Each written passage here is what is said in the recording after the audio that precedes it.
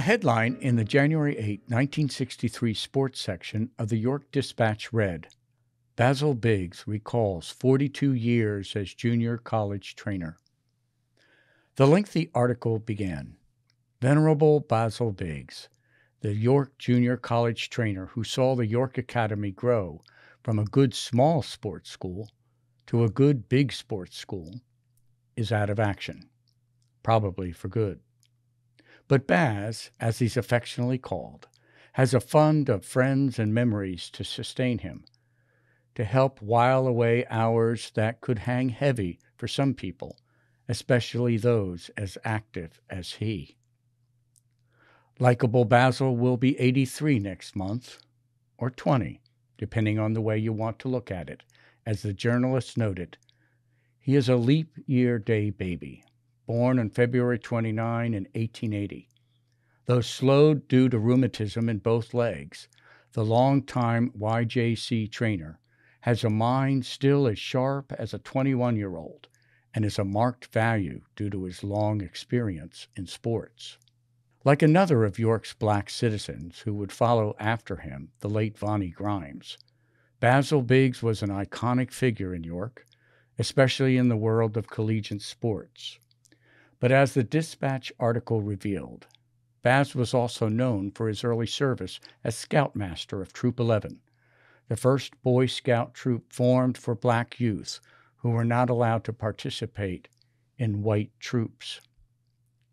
In 1934, Basil received a commendation for his 15 years of service as Scoutmaster at a dinner attended by more than 50 guests, marking the end of his active leadership since May of 1918. But a few days later, a letter to the newspaper by Faith Presbyterian Church pastor Thomas E. Montooth noted that in consulting the records of Faith's community house where the troop met, Basil actually had a total of 17 years service, inasmuch as he was an initial commissioner of the troop in 1917, along with T.H. Pennington and former church pastor, the Reverend Dr. W. E. Williams. Baz would later recount how during his tenure as Scoutmaster, he took 4 boys to Washington to receive their Star Scout badges directly from President Warren G. Harding, and how the troop was given a presidential banner for standing as an honor guard when Harding's funeral train passed through York. Most likely, Basil Biggs' relationship with Faith Presbyterian was related to his February 17, 1903 marriage to Ellen E. Noble. Notably absent that evening, however, would have been Ellen's well-known father and church founder, John F. Noble, who had died just 3 months before. But perhaps present was his equally well-known grandfather and namesake, the Basil Biggs of Gettysburg fame. In 1858, as free blacks, Grandfather Biggs and his wife Mary had moved from Baltimore, Maryland to Gettysburg, Pennsylvania, so that their 4 children, including Bass's father, Calvin, could receive an education and grow up on free soil. A self-educated veterinarian, Biggs and his family lived as tenant farmers on the Crawford Farm, where he and Mary reportedly were active conductors in the Underground Railroad. Seeking to avoid the danger of battle and fearful of the possibility of being kidnapped by Confederate soldiers and sold into slavery, Basil Biggs and his family fled to Wrightsville in early June of 1863. After the battle, he played a leading role in the creation of the Soldiers' National Cemetery, when he oversaw the disinterment of 3,000 dead Union soldiers from their shallow battlefield graves and their reburial in the newly created cemetery. This process was not finished until 4 months after President Lincoln delivered the Gettysburg Address.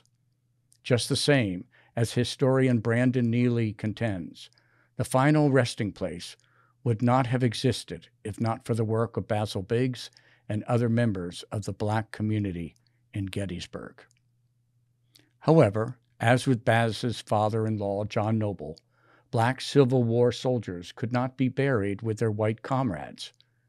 Determined that fallen black veterans would receive the same honor as white soldiers, along whom they had fought and died for the same Union cause, Grandfather Biggs helped to purchase land and establish Lincoln Cemetery, eventually being laid to rest there himself in 1906.